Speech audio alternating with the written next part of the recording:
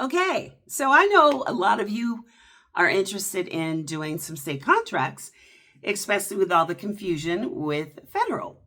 Now, I get a lot of questions on the DBE, which is the Disadvantaged Business Enterprise, and the MBE, which is the Minority Business Enterprise.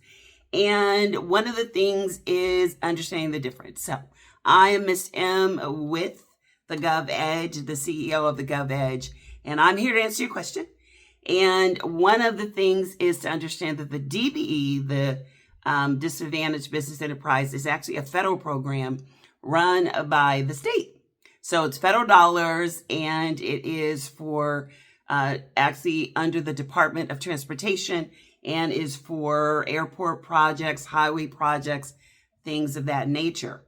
The MBE is the Minority Business Enterprise that is run by the states. So it's state funded. So the first one is federal funded dollars, but the states administer it and they admin under that. But the MBE is all about the state.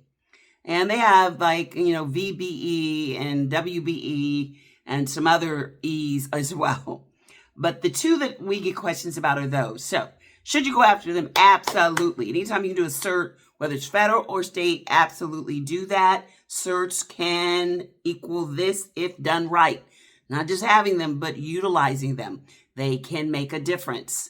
So yes. You want to go with the Department of Transportation if you're looking at doing the DBE, and make sure you check out your state. There are a lot of places to do it at no cost.